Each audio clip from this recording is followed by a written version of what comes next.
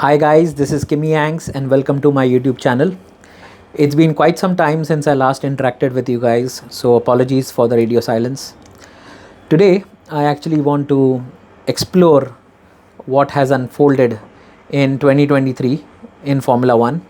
We've got a new sprint format for 6 weekends instead of the 3 that we saw in 2022.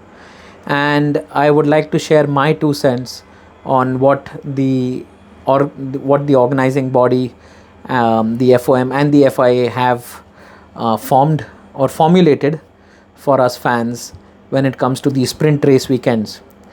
As a fan of Formula 1 for more than 2 decades now, it's quite an interesting exploration into the unknown for me, because for the last 2 decades we've always seen as the Grand Prix being the main event. So the sprint format last year in 2022 was quite interesting because we had free practice 1 on the Friday, like we always do, followed by a sprint qualifying on Friday evening, which basically decided the grid for the sprint race that was held on Saturday evening. Saturday morning saw free practice 2, and that was followed by, of course, the F1 sprint. The length of the F1 sprint was such that the race would be a 100-kilometer long event, which kind of translated to 20-21 laps without the need to do a pit stop in the F1 sprint. The results of the F1 sprint decided who would be starting where for the race on Sunday. So basically the F1 sprint result translated into the grid formation for the Sunday Grand Prix. The F1 sprint was tried out in 3 different events in 2022, which now has moved over to 2023, and the number of sprint weekends has doubled. So we actually have 6 sprint races happening in 2023. The first one was at the Azerbaijan Grand Prix here in Baku. The next, I think, is in Austria, followed by Belgium. Then we've got Qatar, you've got Austin, and then you've got Abu Dhabi. Based on what I've seen in the recently concluded Baku Grand Prix, I really wanted to give my 2 cents of the sprint format that the FOM and FIA have introduced. This, I guess, is to increase the fan engagement and the viewership over a race weekend. Comparing this to the Moto GP season, or rather the Moto GP race weekend, they have actually gone in with a sprint weekend for the entire length of the season. It is not restricted to selected events.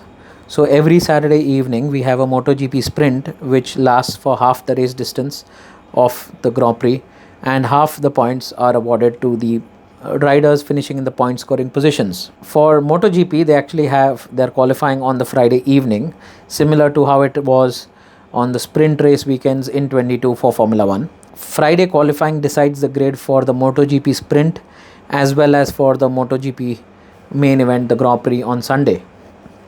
Now coming back to Formula 1 and its 2023 race weekend format on the weekends where we have a sprint race.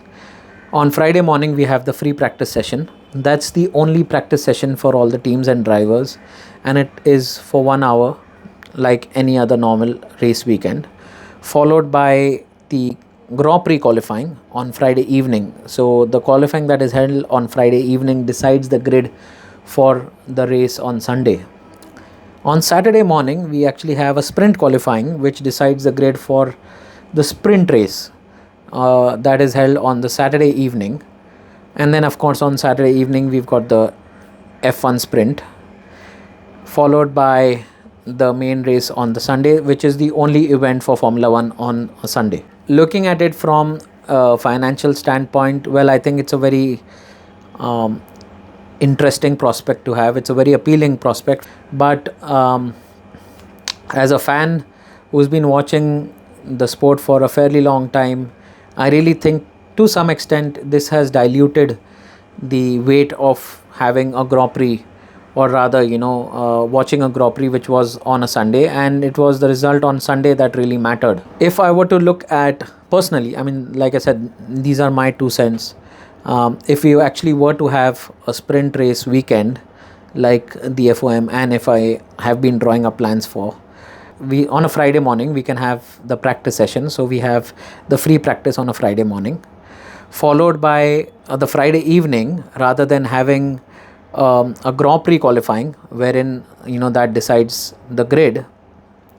We can actually either have a practice session, so we can actually have FP2, or if they are in if if the teams and drivers are insistent on having a qualifying session, then we can actually have the qualifying session on Friday itself, which decides the grid not just for the sprint but also for the Grand Prix itself.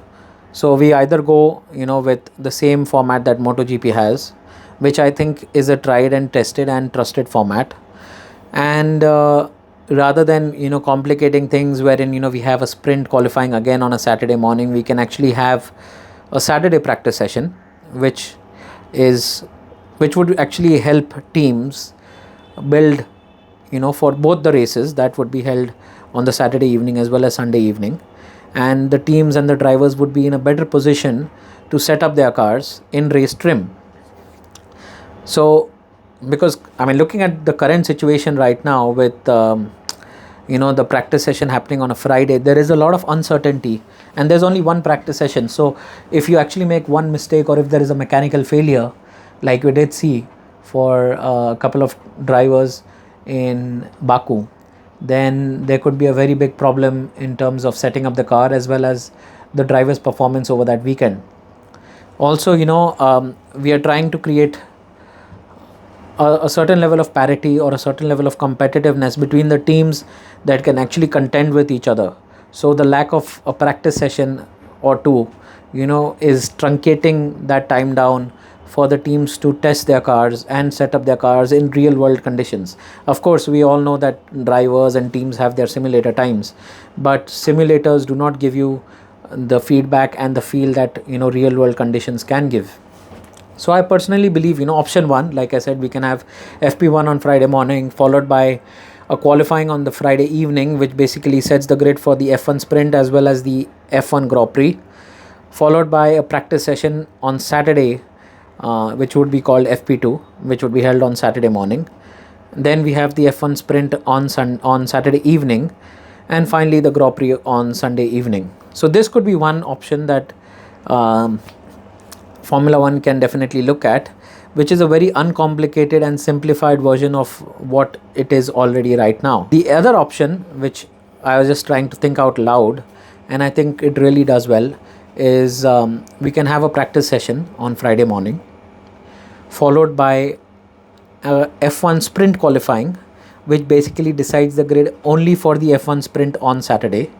Now, I want to go back in time and bring something that worked very well in the early 2000s, which was called one-shot qualifying. Now, many of you guys, who watched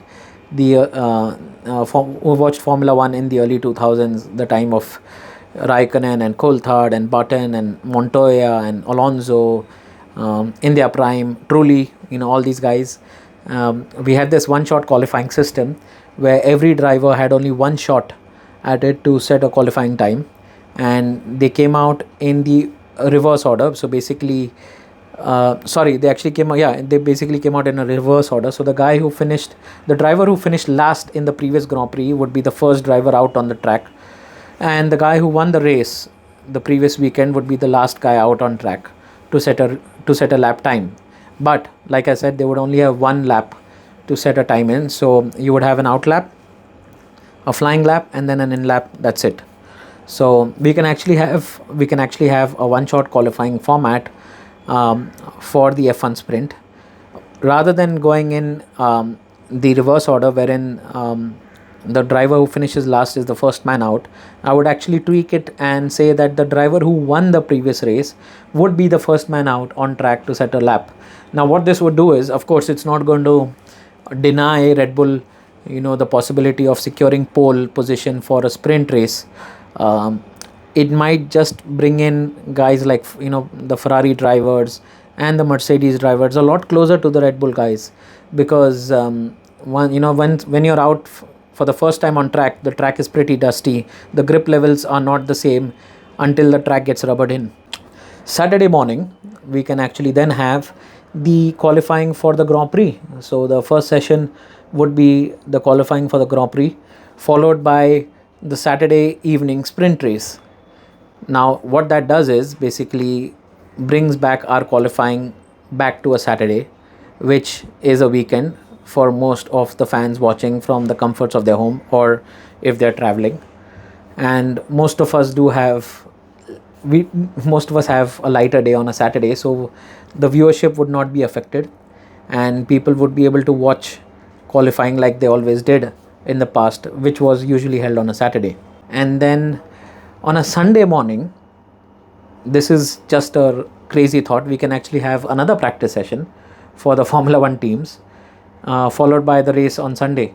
Now, if you were to ask me where did I get this really stupid idea from, well, I'm referring back to Moto GP, because Moto GP on a Sunday, they actually have a practice session, which basically is, I think, a time where the riders do somewhat of a race simulation with their teams to understand their bikes and understand the fuel loads, as well as select the right tires for their bikes. So I think that would actually help the teams in a long way, because then what it does is it reduces their preparation and setup loads over the race weekend, because on a Friday morning they can set up their cars more for qualifying, and then for the Sunday, for the Grand Prix, they actually have a practice session of 1 hour length, wherein everybody is doing just race simulations.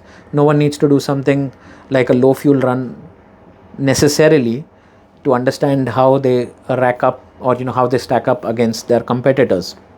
So this could be a very interesting option. Now, if the FIA and the FOM were to say, oh, we don't have time, to do a practice session on a Sunday, well, MotoGP has 3 different categories. You've got Moto 3, Moto 2, and then MotoGP itself. They also have feeder events. Basically, Moto 3 and Moto 2 become the feeder events for Formula 3 and Formula 2.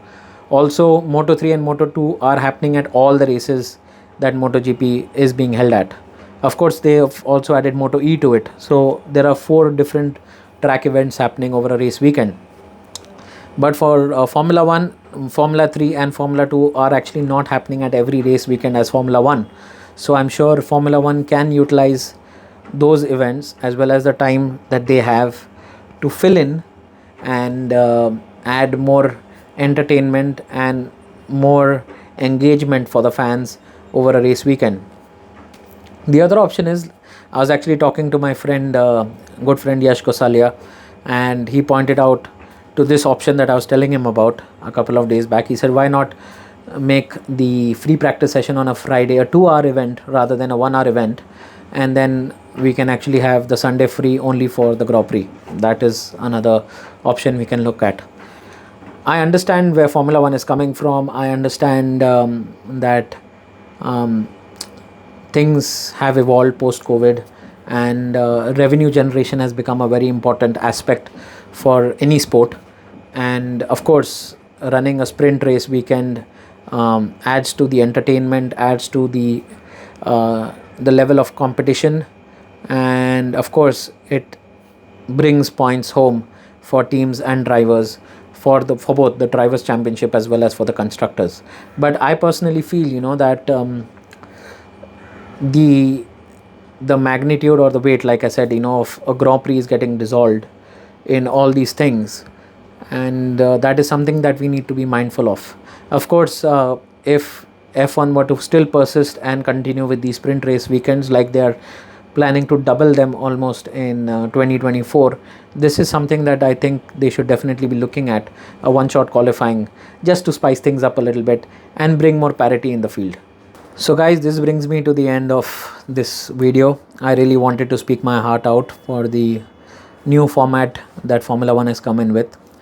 I definitely want to speak about F1 as a sport and the way it's evolving in these new times, but that is something for a later date, because I really want to experience how Formula 1 feels this year, because last year it was a very different experience compared to what it used to be pre-COVID.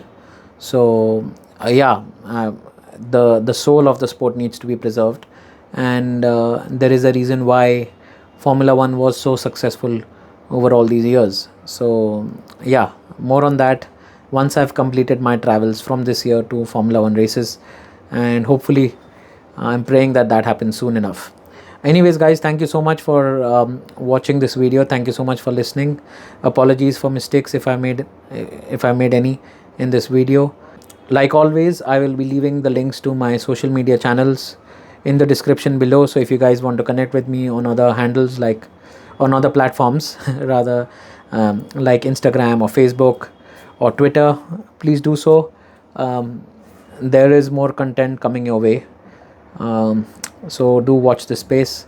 And apologies for shooting from this setup, because I've been tied up with a lot of work off late, and this was the only place where I could actually share my thoughts in solitude and silence. Anyways, guys, thank you so much for watching. Take care. God bless you all. This is Kimi Yang signing off.